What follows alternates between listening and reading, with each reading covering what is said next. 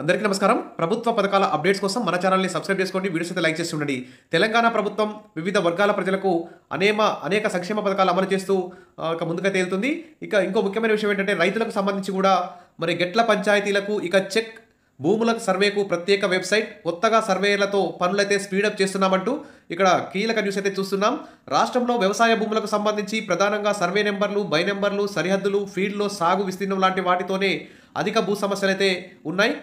రాష్ట్రంలో ఎక్కడ చూసినా రైతులైతే భూ తగాదాలతో ఇక్కడ కేసుల పాలు, కోట్ల పాలు అయితే అవుతున్నారు. కాబట్టి తెలంగాణ ప్రభుత్వం దాదాపు మండలానికి 50 మంది సర్వేయర్లను నియమిస్తూ కీలక ఉత్తర్వులు అయితే జారీ చేసింది. ఆల్రెడీ నియామక పత్రాలు కూడా అందజేసింది. దీని ద్వారా మరి తెలంగాణలో రైతుల మధ్య, పొలాల మధ్య గెట్ల పంచాయతీలకు ఇక చెక్ పెట్టినట్లు ప్రభుత్వం అయితే భావిస్తోంది. ఇక భూముల సర్వేకు ప్రత్యేక వెబ్సైట్ తీసుకొస్తున్నారు.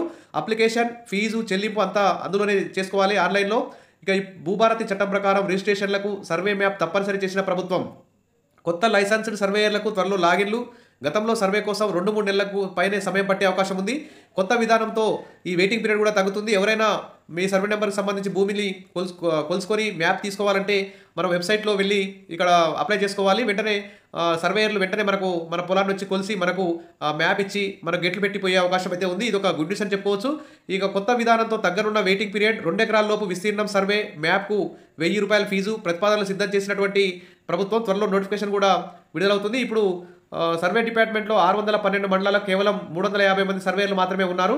మరి ఈ కొరతను అధిగమించేందుకు తెలంగాణ ప్రభుత్వం అక్టోబర్ నెలలో 2025 సంవత్సరంలో 3456 కొత్త లైసెన్స్డ్ సర్వేయర్లను నియమించింది.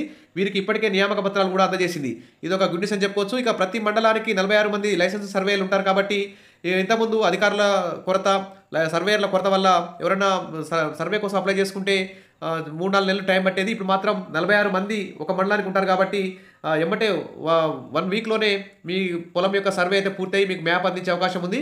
ఇక పరీక్ష పాస్ అయితే మరో 3000 మందిని కూడా తీసుకొని ఉన్నారు. మొత్తం దాదాపు తెలంగాణలో 7000 మంది సర్వేయర్లు ఉండే అవకాశం ఉంది. కాబట్టి ఇక సర్వే ఫీజులు కూడా ప్రతిపాదించింది. ముఖ్యంగా 2 ఎకరాల లోపు విస్తీర్ణానికి సర్వే చేసి మ్యాప్ అందిస్తే ₹1000 ఫీజులు వసూలు చేస్తారు.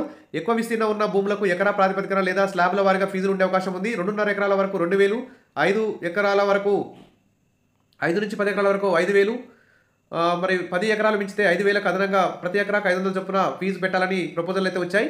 ఈ ఫీజుల వివరాలతో సహా పూర్తి నోటిఫికేషన్ తేదీని ప్రభుత్వం త్వరలో ప్రకటిస్తుంది. ఈ మార్పులన్నీ అమల్లోకి వస్తే భూమి రికార్డుల్లో పారదర్శకత పెరిగి సరిహద్దుల వివాదాలు, గెట్ల పంచాయతీలు తగ్గుముఖం పడతాయని తెలంగాణ ప్రభుత్వం అయితే భావిస్తుంది. ఇది ఒక గుడ్ న్యూస్ అని చెప్పుకోవచ్చు. ఇక తెలంగాణలో గెట్ల పంచాయతీలకు తెలంగాణ ప్రభుత్వం చెక్ పెట్టబోతుంది. ఇది ఒక గుడ్ న్యూస్. రైతులకు సంబంధించి భూములు కలిగి ఉన్నటువంటి ప్రతి ఒక్కరికి కూడా గుడ్ న్యూస్ అని చెప్పుకోవచ్చు.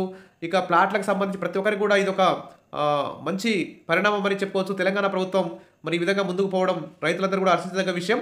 Wish all the best. మరిన్ని అప్డేట్స్ కోసం మన ఛానల్ని సబ్స్క్రైబ్ చేసుకోండి. ఇంకేమైనా డౌట్స్ ఉంటే కామెంట్ సెక్షన్లో పెట్టండి. వీడియోస్ అయితే లైక్ చేయండి. Thank you.